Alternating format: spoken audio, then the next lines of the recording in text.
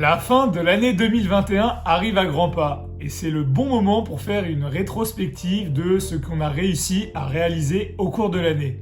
Est-ce que j'ai réussi à atteindre les objectifs que je me suis fixés ou non? Personnellement, j'ai réussi à atteindre 95% des objectifs que je m'étais fixés. Partage dans les commentaires de la vidéo si tu as toi aussi réussi à atteindre tes objectifs. Maintenant que cela est fait, on met 2021 à la poubelle et il est temps de se focaliser vers 2022. Et c'est sur la partie des ETF que je me suis dit que je vais peut-être aller chercher d'autres choses. Néanmoins, je vais continuer à investir dans les 4 ETF comme je le fais actuellement tous les mois. Si tu n'as pas vu la vidéo, le lien s'affiche juste ici. Néanmoins, pour continuer à développer mon portefeuille d'ETF, j'ai décidé de m'orienter vers 3 nouveaux ETF que je vais intégrer à mon portefeuille car je pense qu'ils ont un réel potentiel de croissance pour l'année 2022. Reste bien jusqu'à la fin de la vidéo si tu veux en profiter également. Avant toute chose, je tenais quand même à t'informer que cette vidéo n'est pas un conseil en investissement.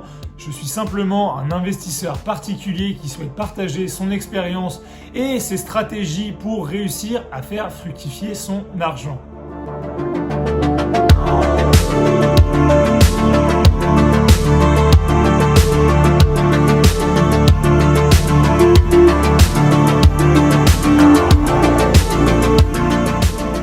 Maintenant que cela est dit, on va enfin pouvoir passer aux 3 ETF qui nous intéressent. Attention, accroche bien ta ceinture car ça risque de monter très haut. Si tu regardes les infos ou encore certaines chaînes sur la finance personnelle sur YouTube, j'imagine que tu es au courant que l'inflation est très présente en ce moment. Certains pensent que cette inflation est transitoire et que l'on va redescendre fortement dans les mois à venir, tandis que d'autres pensent que cette inflation risque de durer pendant plusieurs années. Honnêtement, comment savoir qui a raison et qui a tort? À moins d'avoir une belle boule de cristal, c'est impossible. Ce qui est certain, c'est que je suis exposé au marché financier et que j'ai certaines actions qui sont plus ou moins impactées par l'inflation. Mais c'est pas parce qu'il y a de l'inflation que je vais les vendre. Étant un investisseur de long terme, je pense que ces entreprises vont performer sur le long terme et ce n'est pas parce qu'il y a une inflation passagères qu'elles vont finir au plancher. Néanmoins, je souhaite protéger mon patrimoine en investissant une petite partie de mon capital contre l'inflation. Peut-être que tu me vois déjà venir. Et oui, un de mes projets pour 2022 est d'investir dans l'or. Honnêtement, il n'y a rien de mieux pour se protéger contre l'inflation,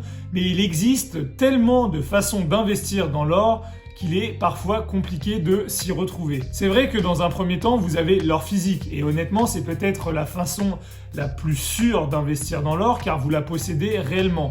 Mais la problématique, c'est évidemment le stockage. Car si vous achetez une grande quantité d'or, il va falloir protéger tout ça à travers un coffre-fort. Et ce dernier peut engendrer un coût exorbitant qui n'est pas à la portée de tous. Il existe également les entreprises minières cotées en bourse qui peuvent être intéressantes quand on veut investir sur les métaux précieux. C'est sûr qu'en faisant cela, on s'expose aux différents métaux précieux, mais on s'expose également à la bonne santé économique de l'entreprise. Et enfin, la dernière solution, ce qu'on appelle plus régulièrement l'or papier. Personnellement, c'est la solution que j'ai choisie en investissant dans l'or à travers les ETF. Cette façon d'y investir est intéressante car elle est très liquide. Personnellement, je compte investir dans le fameux métaux précieux à travers la méthode du DCA, du Dollar Cost Average. C'est-à-dire que je vais investir une petite somme dans cet ETF indexé sur l'or chaque mois à travers par exemple 100 ou 200 € tous les mois investis sur cet ETF. Bon, par contre, il faut faire attention quand on souhaite investir dans l'or à travers un ETF car il existe plusieurs façons de le répliquer. Il ne faut pas choisir une réplication synthétique du cours de l'or. Il faut choisir un ETF à réplication physique. Pourquoi? Car l'entreprise émettant ces ETF possède réellement les lingots d'or. Il y a une réelle valeur palpable, tangible derrière cet ETF. Il existe de nombreux ETF intéressants qui possèdent cette caractéristique, mais celui dans lequel j'ai choisi d'investir est le iShares Physical Gold.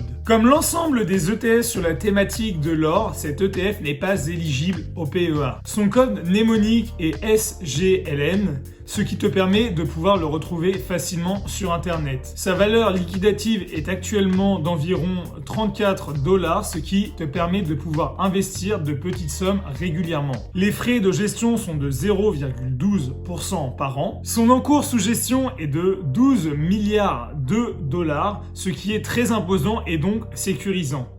C'est un ETF, comme je l'ai dit tout à l'heure, à réplication physique, car il possède réellement 98 tonnes d'or sécurisées dans des coffres forts à Londres. Le deuxième ETF dans lequel je souhaite investir concerne une ressource que tu utilises tous les jours. Je parle bien sûr de l'eau qu'on utilise tous les jours. L'or bleu est un actif comme les autres. Avec l'augmentation constante de la population, évidemment, la demande en eau progresse constamment. Actuellement, nous sommes 7,7 milliards d'êtres humains sur la planète, alors qu'en 1975, nous étions que 4 milliards. C'est quand même incroyable. C'est notamment grâce aux nouvelles technologies et aux progrès qu'a réalisé la médecine que nous vivons de plus en plus longtemps et forcément, il y a de plus en plus de personnes qui vivent sur la planète. Et bien sûr, la tendance n'est pas du tout à la baisse, car en 2100, les experts estiment que nous serons à peu près 11 milliards d'êtres humains. Et la plus grande problématique à ce phénomène va être effectivement la gestion des ressources naturelles et la gestion des ressources dites rares. Effectivement, dans les pays dits développés comme les nôtres, l'eau est quelque chose d'assez banal. Mais derrière, il y a tout un travail de gestion de l'eau qui n'est pas si facile que cela. Car bien sûr, il faut recycler l'eau, ce n'est pas une ressource infinie. Tu l'auras compris, la gestion de l'eau est un réel enjeu pour demain. Et effectivement, il y a de très nombreuses entreprises qui ont compris cela et qui s'investissent à fond dans la gestion de cette eau. Et forcément, c'est quelque chose qui peut être très intéressant pour les investisseurs. La demande d'innovation dans ce secteur ne cesse de croître. D'un autre côté, il y a de plus en plus de personnes qui prennent conscience des enjeux de demain, notamment concernant la gestion de l'énergie verte, la gestion des ressources qui sont forcément rares, et toutes ces problématiques dont forcément la gestion de l'eau fait partie vont devoir trouver une solution pour demain. À l'échelle planétaire, nous consommons 9 fois plus d'eau qu'au début du XXe siècle. C'est quand même incroyable. D'un point de vue financier, c'est sûrement l'un des plus gros méga-trends de demain. Il va forcément y avoir beaucoup d'argent qui va circuler dans ce domaine et cela risque d'être une belle opportunité pour les investisseurs. Mais comment en profiter tout en donnant du sens à son argent, c'est-à-dire en participant à une meilleure gestion de l'eau pour demain? Il existe de nombreuses entreprises spécialisées dans ce domaine comme Veolia ou encore Suez. Mais je pense que la meilleure façon d'y investir est à travers un ETF, car vous allez y retrouver des acteurs majeurs actuels comme Veolia et Suez, mais également d'autres petites entreprises qui, je pense, vont avoir un impact très grand dans le futur. Et pour ce faire, j'ai choisi d'investir à travers l'ETF Lyxor PEA-O. Il réplique l'indice MSCI Water.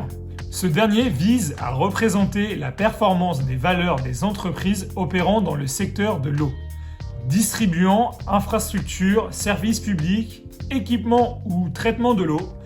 L'indice est conçu sur une approche ESG. Cerise sur le gâteau, cet ETF est éligible au PEA. Personnellement, je compte faire du DCA sur cet ETF encore une fois, afin de lisser mon risque car mon horizon de placement est le long terme. Sa valeur liquidative est de 27 €, ce qui est accessible. Les frais de gestion sont de 0,6% et son encours sous gestion est de 43 millions. On remarque ici une bonne diversification au niveau des entreprises, même si également d'un point de vue géographique, la moitié de l'indice est représentée par les États-Unis. D'un point de vue graphique, on se rend compte que l'ETF est en constante croissance depuis plusieurs années. Comment se protéger sur l'année 2022 sans parler des valeurs technologiques de demain ?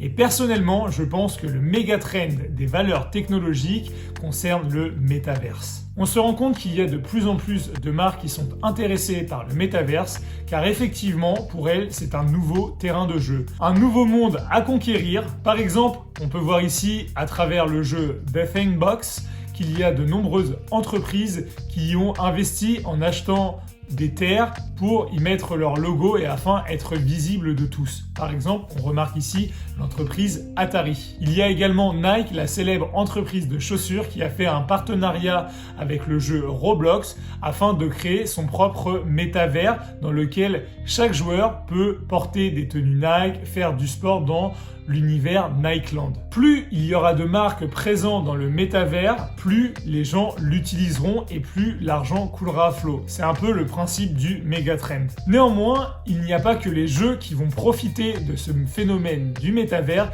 il y a également ceux qui vont concevoir par exemple les graphismes 3D ou encore ceux qui vont produire des processeurs graphiques assez performants pour développer les différents métavers. Je pense bien sûr aux entreprises telles que Nvidia ou encore AMD. Néanmoins, je reste persuadé qu'il existe encore énormément à creuser à travers le métavers et qu'il va y avoir de nombreuses entreprises qui vont se positionner sur ce secteur et qui potentiellement vont s'imposer. Tu l'auras compris, c'est pas forcément facile de choisir dans quel type de société investir pour profiter du métavers.